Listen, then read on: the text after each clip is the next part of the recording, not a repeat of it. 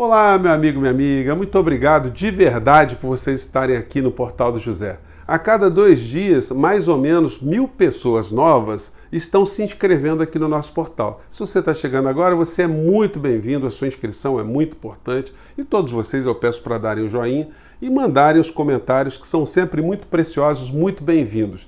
Eu sinto que vocês estarem aqui no nosso portal é algo muito além de estarmos apenas conectados num programa pelas redes sociais, né? Então vamos seguir em frente.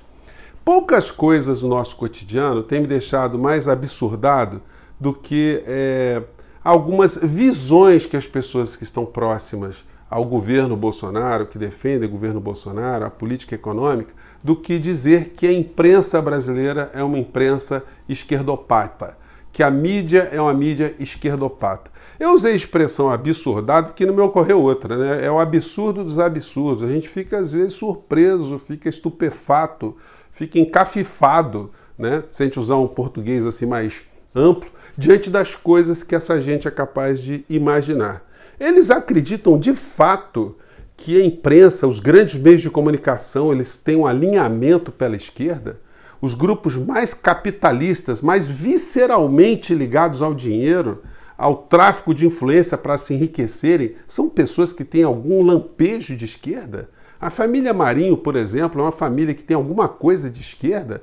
Então, ou essas pessoas elas têm uma ingenuidade misturada com a ignorância tão profundas que fazem com que eles tenham esse tipo de visão distorcida, ou então é uma coisa que beira a demência, ou má fé, né? Vai entender o que acontece.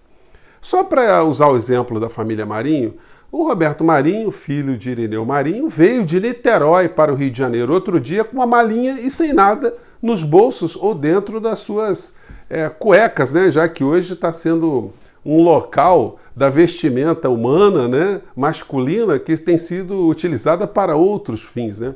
Mas veio com absolutamente nada para o Rio de Janeiro e se converteu no chefe de uma família de bilionários, como são os filhos atuais, os filhos remanescentes, né, de Roberto Marinho. Eles estão, inclusive, figuraram muitos anos na lista dos homens mais ricos do planeta.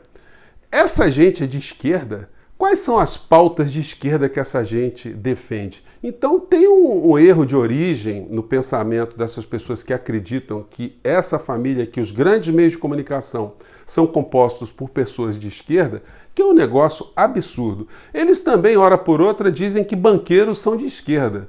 Então, o que é ser de esquerda? Se um banqueiro é de esquerda, se a família Marinho é uma família de esquerdopata, se a mídia é esquerdopata, então da onde estão as pessoas, estarão as pessoas de direita de fato no nosso país, né? As pessoas de direita são as pessoas pobres? É uma coisa meio complicada de entender o que passa na mente dessa gente toda. Evidentemente, esse tipo de miopia na interpretação da realidade política e econômica do nosso país se presta a cada vez mais amortecer o debate, transformar o debate numa coisa distorcida para que os interesses que os grandes grupos econômicos defendem continuem a prevalecer. Vejam que coisa curiosa. A família Marinho sempre defendeu privatizações e o governo Bolsonaro defende o quê? Privatizações. A família Marinho, o jornal Globo, os grandes conglomerados, defendem o enxugamento do Estado. O governo Bolsonaro faz o quê? Defende a mesma coisa. A família Marinho defendeu a reforma na Previdência que ferrou com o cidadão brasileiro. O que defendeu o governo Bolsonaro, idem. A reforma trabalhista já era defendida desde sempre pela família Marinho e implementada no governo Bolsonaro.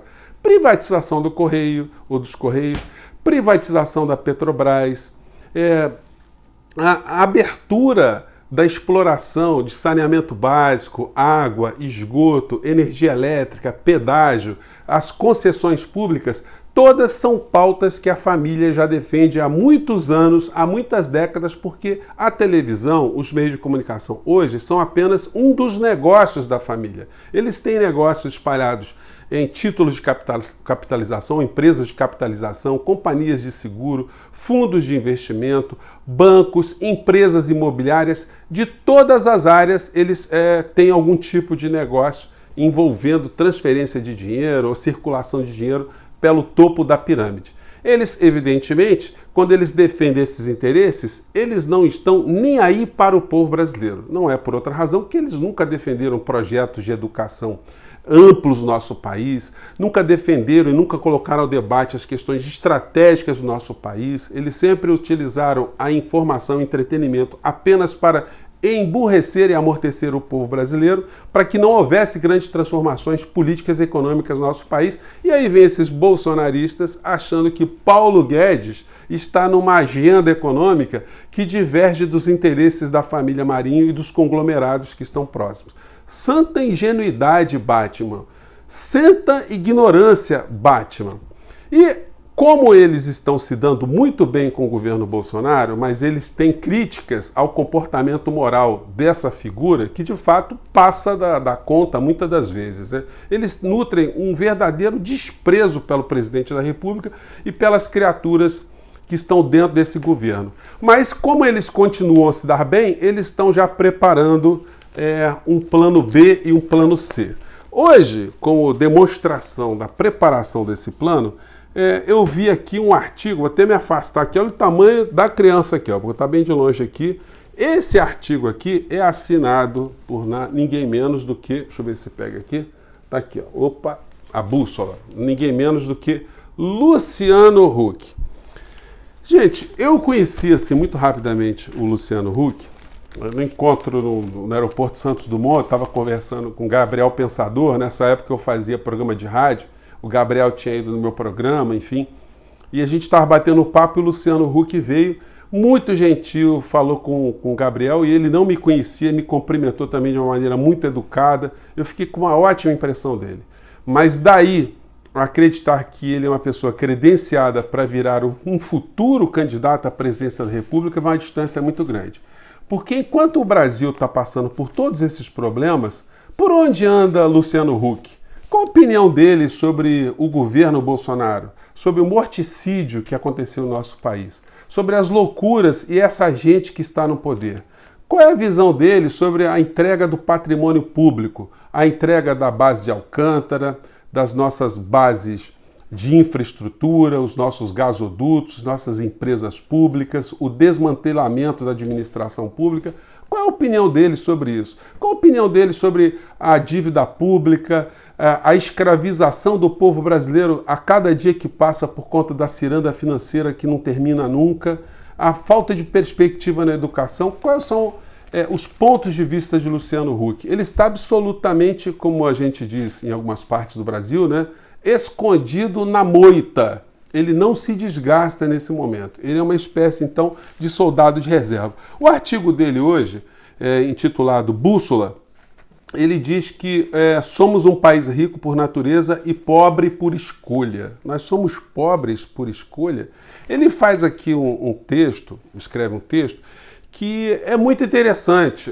A gente tem que reconhecer aqui que o ponto de vista dele em relação à preocupação das pautas ambientais, elas são fatos que não devem ser desprezados por nenhum tipo de governante. Ele mostra que a China está adotando toda uma estratégia de suas empresas, de seus investimentos estarem antenados com o meio ambiente.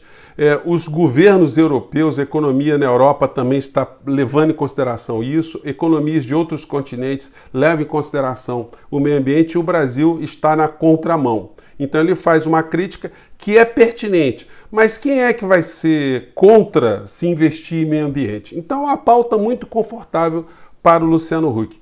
Provavelmente ele vai ter o seu nome colocado mais à frente, porque ninguém escreve textos políticos num jornal de grande circulação sem que isso seja parte de um projeto maior, um projeto político, e tem muita gente já estruturando um projeto político para Luciano Huck, para ele se apresentar mais à frente como uma alternativa de governo no nosso país. Bom, nos nossos programas anteriores, só para fazer aqui uma ressalva, né, eu citei que várias pessoas do governo Bolsonaro, eu vou voltar ao assunto Luciano Huck, mas várias personagens aqui do governo Bolsonaro que caíram em desgraça.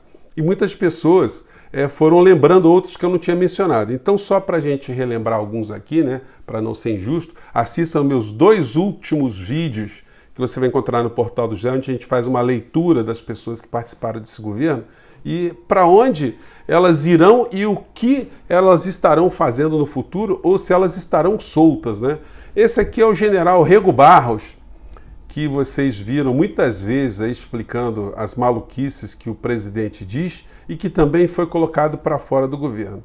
Ele não sei se ficou numa situação muito confortável, mas ele pagou um preço muito alto por ter saído do exército. Ele foi para a reserva para servir o governo Bolsonaro e depois foi chutado. E o general Santos Cruz também, né, que foi prestar serviço ao governo e saiu humilhado desse governo também. E por onde andará o general, né? O que será que ele sabe do meio dessa história toda? Bom, então, só para relembrar figuras que passaram por esse governo também, que não tem nada do que se orgulhar, né?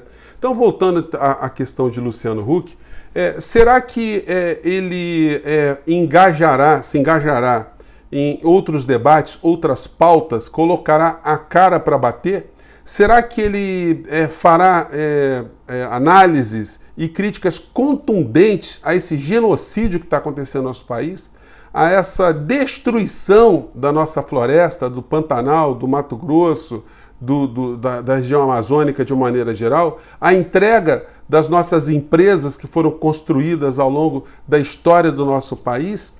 Qual é a visão que ele tem dessa continuidade da entrega desses patrimônios? A privatização é uma coisa que sempre é muito boa, tudo tem que ser privatizado. E o lucro? Para onde devem ser dirigidos os lucros desses grandes conglomerados? Qual é o retorno que o povo brasileiro tem direito e o que nós temos que fazer para garantir a nossa soberania e o nosso futuro? Pois bem, gente, eu estou jogando essas questões só para que a gente comece a ficar cada vez mais atento, porque tem muita gente nos debates hoje que colocam a cara para bater, se desgastam, se apresentam para o papo no dia a dia e outras pessoas estão funcionando ali como soldados de reserva para aplicar no nosso país exatamente o mesmo modelo escravocrata que nós já somos reféns há tanto tempo, né? Bom, eu fico por aqui, esse programa hoje foi só para jogar essas questões para vocês. Mande seus comentários, as críticas e até o nosso próximo Portal do José. Um grande abraço, gente!